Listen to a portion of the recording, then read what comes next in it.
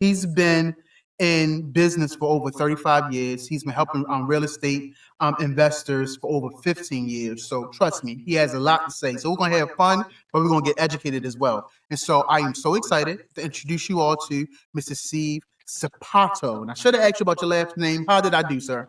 You did great. Steve Sapato is my name. You got it. Absolutely. How are you doing today, Mr. Steve? I'm fabulous. I'm having a great morning, and things will always work out no matter what. So even if you're having a bad day, you got to turn it around yourself.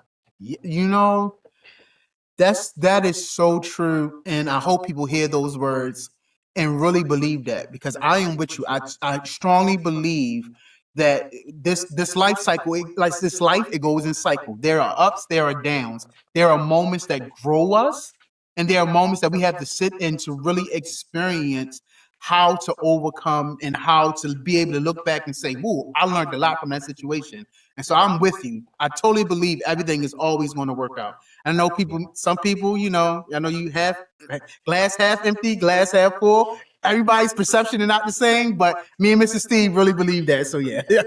And so, Mr. Steve, let's do this. I want to dive in. I want to hear your voice. So I want to dive in. I want you to tell the people what your main focus is these days, like what you mainly do now. I would love for you to give us an origin story of kind of how you got to what you're doing now. And then tell them where you are geographically. They love to know where you are and what part of the world you're in. And so, Mr. Steve, sir, you have the floor. Thanks a lot. Well, I'm here in Sebring, Florida, which is center of the state in Florida, USA. But the way I got started, and actually, I was a real estate appraiser for 21 years back in Illinois.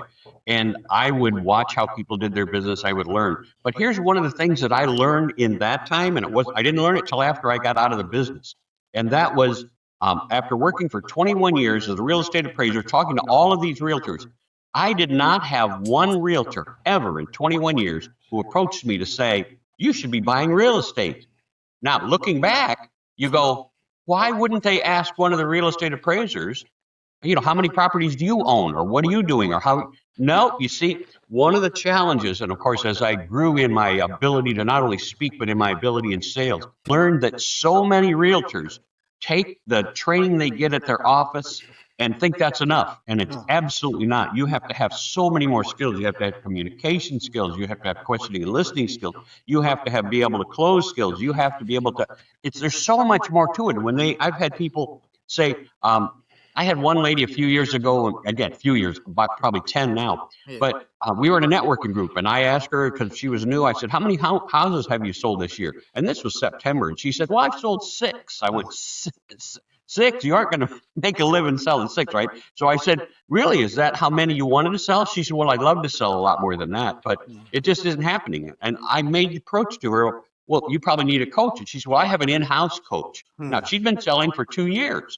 And I said, "You have an in-house coach?" And she said, "Yeah." I said, "How long do you have the in-house coach?" She said, "Well, they've been there, since I started."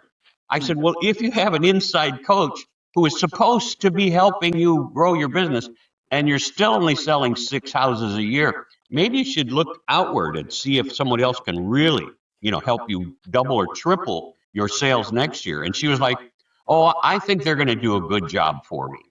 And I think that freaks me out, because that's what so many of us are, Quentin, which is we think what we know right now is what we're supposed to know. And very few of us go on to learn more. I was just doing a sales training for a fabulous company, Hydrate HQ. And one of the things that we talked about was, what do you know that you really don't know, right? What do you, in sales, you think, I've got a program out there, and it's how to fill your calendar.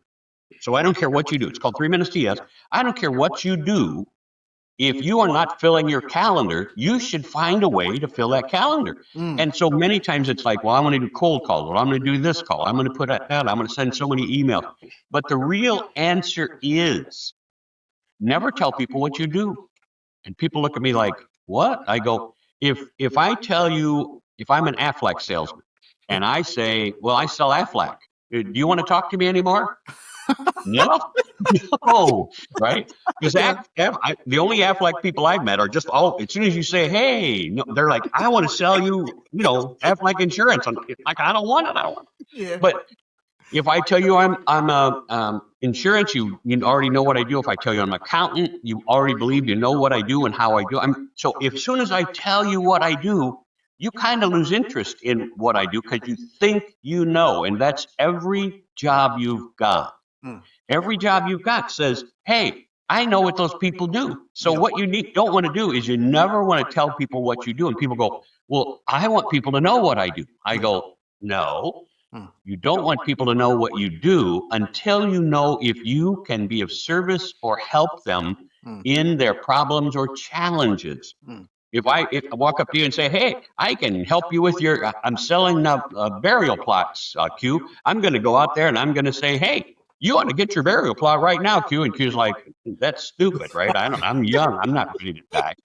And so I'm already bucking the system. But if I ask the right questions to get you to the place, and if you say, "Well, what do you do?" I go, "Hey, thanks for asking. Can I ask you a couple questions about what you do first?" And you go, "Well, of course," because everybody likes to talk about themselves.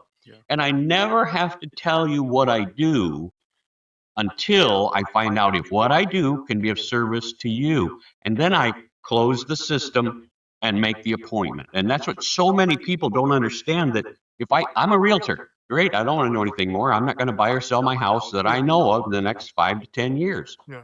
That doesn't mean a realtor should always say, "I'm a realtor." No, they should say, "Hey, and then ask about them. Hey, where are you from? You live in Florida. How long you been in that house, right? Oh, I've been here. Well, I've been in this house 3 years, but and where'd you move from? Well, I was the house up the street because I just bought into the same subdivision. Oh, how long were you in that house? Less than a year. Well, where were you before that? I was in this place in Tampa for 4 years. You see, now I've got a pattern. I know that this person is moving and may move again within the next 2 or 3 years. Should I put them on my list to stay in touch with them? Absolutely. And that's the way it should be for everybody. They don't know what I do yet. I've already learned that they might be moving. So in real estate, if you don't tell people what you do, but ask and learn about them, the world changes. It's just like anything else they do. The one place in their list, in a realtor's list, that makes me nuts is they go, "Well, I've got an automated system, a CRM. I've got an automated system in my office that takes care of all the communication with my people." Now, I don't know about you, but here's what I can tell you. Every person I talk to, when I say, "Hey, how long you lived here?" and they go, "Oh, a year, 2 years, 5 years. I don't care how long." I go, "Oh, and who's your realtor?" 98% will say, "I don't know." Mm. Well, why don't they know, Q? Why don't they know who their realtor is?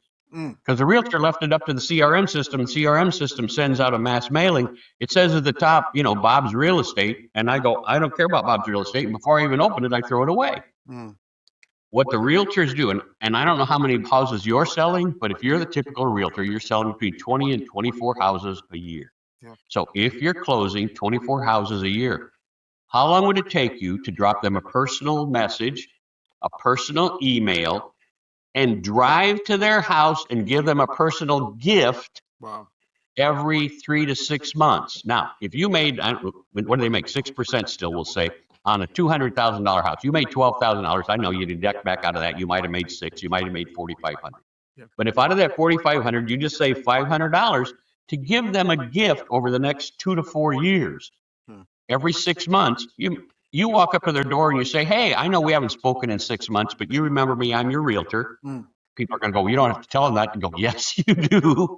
You tell them, "I'm your realtor. And, I sold you your house 6 months ago. And I just want to, here's another thank you gift." I don't care what you give them, right? A $10 or $20 thank you gift out of that 500 thing slush fund that you set aside from your $4,500 profit. Mm. And people will always remember your name. And more importantly, they'll refer you. Yeah. Don't leave it up to the CRM. Don't leave it up to the company. Don't leave it up to the office. Anyway, you ask about just stuff. That's what I do. I help realtors sell more and work their business so that they absolutely make as much money as they want to make. That's right. Absolutely. I love Mr. Steve. You should think about being a speaker. I think you would do very well being a Well, no, I don't think the sign has anything to do with me being a speaker.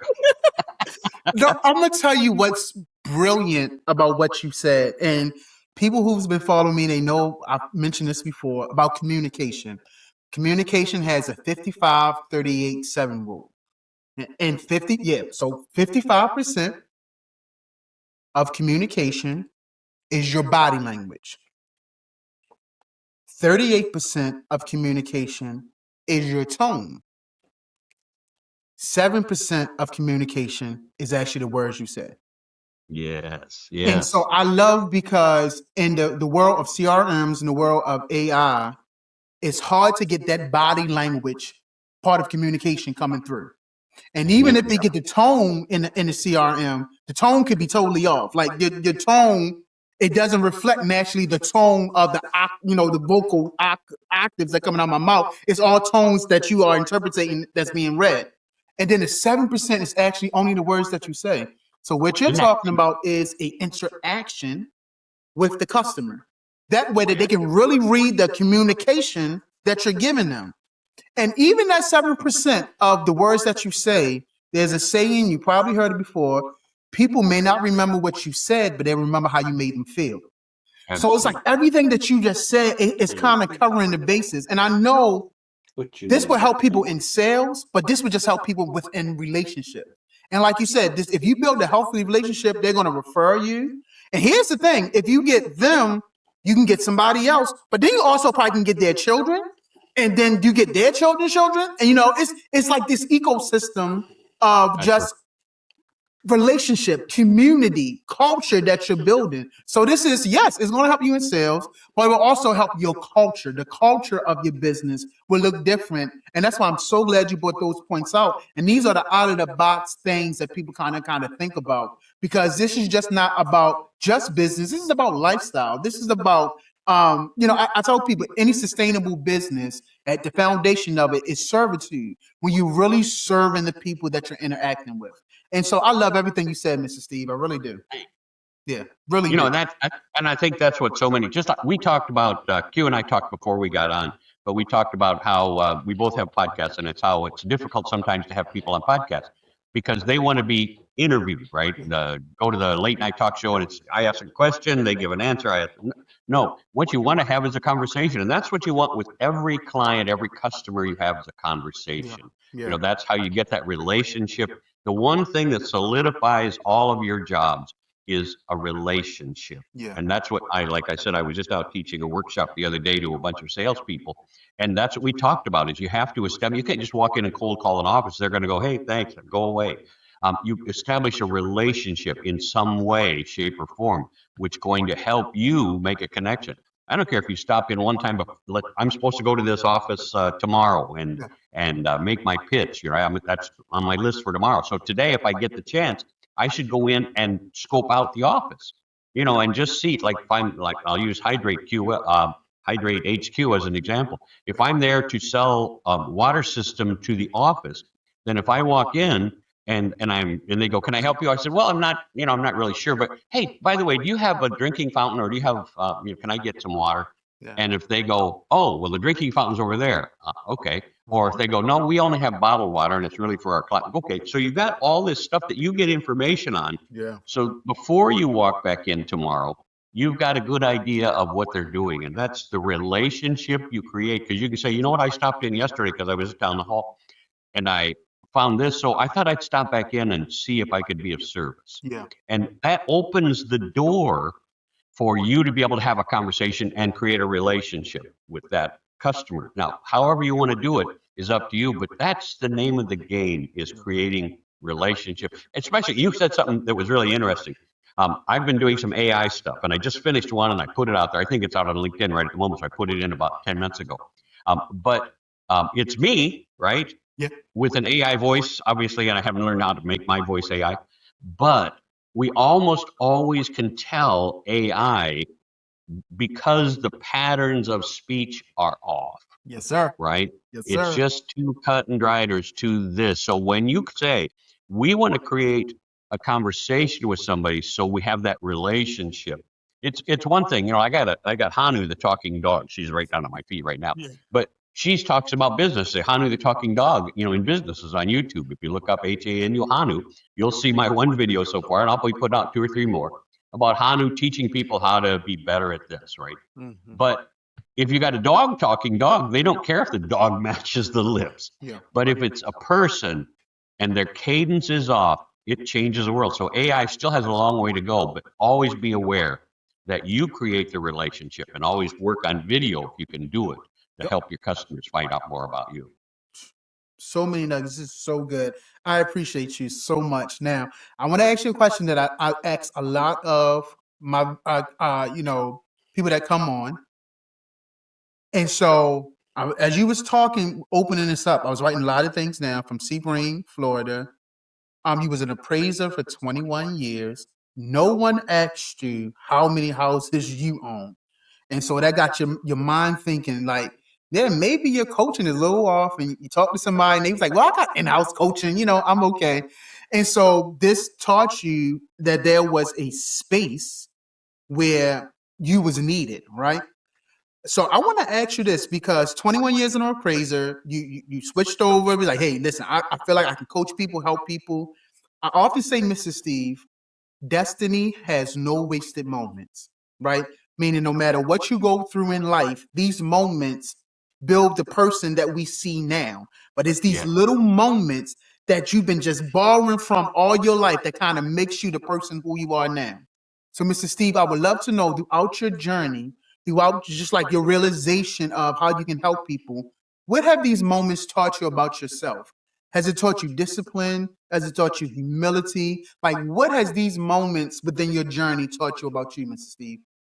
I really like that question because there's so many things. That's just it. So many things. So I ask people all the time, what do you know? What do you know that isn't true? Right? People are looking at you like, what? The answer is, and let's face it. You go back to Christopher Columbus. They said, hey, you're going to fall off the face of the earth because the earth is flat. What they knew then was not true. So most of what we know today, especially in today's political thing where everybody's putting words out, what do you know and what do you not know? I don't know anything about foreign. Everybody wants to jump in on the foreign relations, on who's bombing who and who's blowing up what. You don't know anything about that. Let's stay in your own bailiwick. You don't know what happened there, right? You're not privy to any inside information. They go, I got a cousin who lives. Shut up, right? But what I learned from all of this was I always have more to learn. I'm always going to be missing some things that somebody else might be able to help me with. So when somebody says, "Do you have you heard of this?" Like you said, "Hey, have you heard of this part, the 5538.7? Have you heard of that?" Then when you put it out, I went, "Oh, I had heard that, right?" But you never say, "Oh, how many people go, oh, I know that, or I've heard that, right?" I've heard that before, and they just blow you off. And the answer is always be open to what somebody else is saying. Always acknowledge them. If they think they have, how many times have you ever heard a story from somebody that's a good friend, and you've heard that story 7, 10, 100 times? Do you tell them, shut up, I heard that story? Now, maybe you do, but most of the time, you just want them to feel better. And even if you laughed at that story 20 times, you're going to laugh again to make them feel better. Always do that with the people around you, even if you know what they're saying is not true. Don't stand and correct them. Just ask them questions. Say, hey, how does that work? See, we talked about that. I got 2 books out. Learn to Win, which is all about growing yourself as a person so that you can become the person who's going to win at life. And then the other one is Shut Up and Succeed. And it's all about, and there's 2 things in there. And you hit it on the head, Q, when you said it's about quieting your inner voice, but it's also about quieting your outer voice. As a salesperson, what you learn to do is, ask for the sale and then shut up. Well, that's not true anymore, right? But that's what they teach you. So you have to learn when the right moments for silence is, because you don't want it to be awkward for anybody. And so when they say, oh, they'll get tired of silence and they'll talk first, which means you got the sale. The answer is no. You just put them off. They're like, I didn't feel good about that. So all of the stuff in what you put together is all about how do you make somebody else feel. And when you ask, what did I learn on that? I learned that there were a whole lot of realtors that didn't know how, right, to get more business. Because if not one of the hundreds of realtors I dealt with ever said, Steve, you have more than one house? Nobody, right? Boy, they were missing, because it turned out at the end of my career, when I got rid of that business, I bought 3 houses that next year, right? And so that was somebody that I decided to work with, but nobody in 21 years, because I didn't know it. I should have known it because I worked with these people. And again, how many realtors are out there when they're saying, you should buy this house as an investment. How many realtors are buying houses and investments? Very few. If you ask how many properties do you own? And almost all the realtors, again, ask them.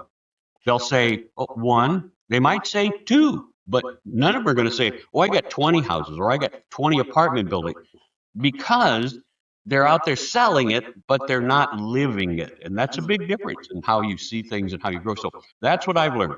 Question myself, question my motives, question what I know, what I don't know, what can I do better, and who can help me do it better, right? Anybody who makes a suggestion, it's, well, what do you have for a suggestion? I work on a committee right now that if you make a suggestion, they're like, no, no, well, we're not going to do that. Okay. So eventually you stop making suggestions because they're always negative on what you're going to do. So always be open to other people, always. Mr. Steve, man, I cannot thank you enough. You have really dropped some gems for people to really, really chew on. If someone wanted to reach out to you, connect with you, collaborate with you, learn more about what you're doing, Mr. Steve, how can they get in contact with you, sir? It's real easy. Just look up my name, Steve. Steve at stevesapato.com. Now, if you really want to, Google me. Google Steve Sapato, Sapato. Google Steve Sapato, and you know, I've been out there. I think I got out there before the internet started. I think I'm so old, right? But you're going to find a whole lot of stuff, including a lot of my sales courses, a lot of my YouTube stuff. You'll find Hanu the business dog. And what I want you to do is reach out and just ask me questions. So if you've got questions on how to make more money, how to sell more of your product, how to close more deals, reach out and just say, hey, Steve, I got a question for you. I would love to answer for you. Steve at stevesapato.com. I love it, Mr. Steve. Well, listen, sir, let me say three things to you sincerely. And when I say sincerely, I mean sincerely. First, thank you for your time. You could have been anywhere in the world, but you're here with us. And you know, Come here. I believe so. I Nobody believe so. told me that. But I just thank you for being here. As a speaker, you know, you can put a premium on your time. So I thank you for giving us your time. Secondly, thank you for your story. I tell people I put a premium on stories. I think stories have a way to plant seeds in people, and you may never see the growth, but still you planted a seed that's really going to nurture them for years and years to come. And so thank you for leading with transparency and honesty. I appreciate it. Yes, sir. Can I jump in there? One of the phrases I use every time I talk to people is facts tell, stories sell.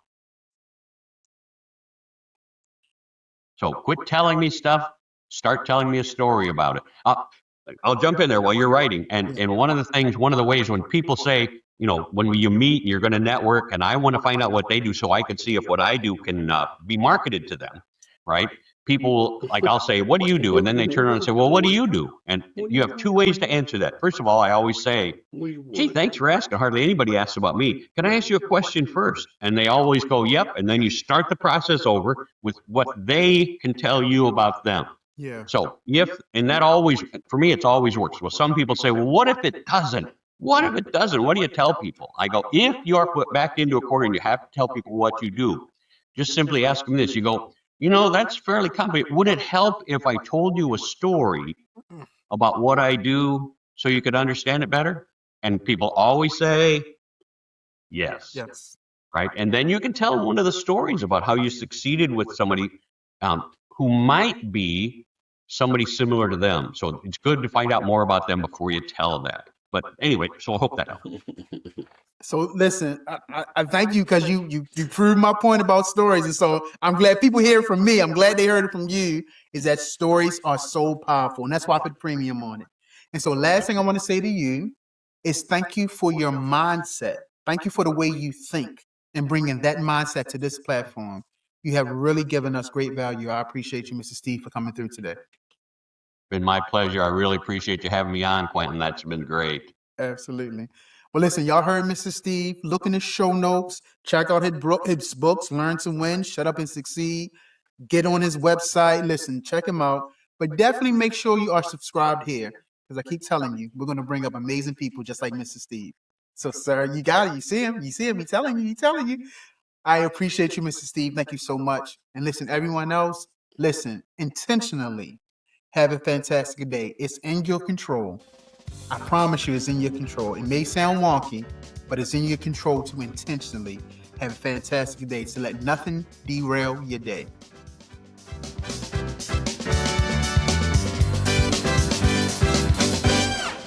Yeah.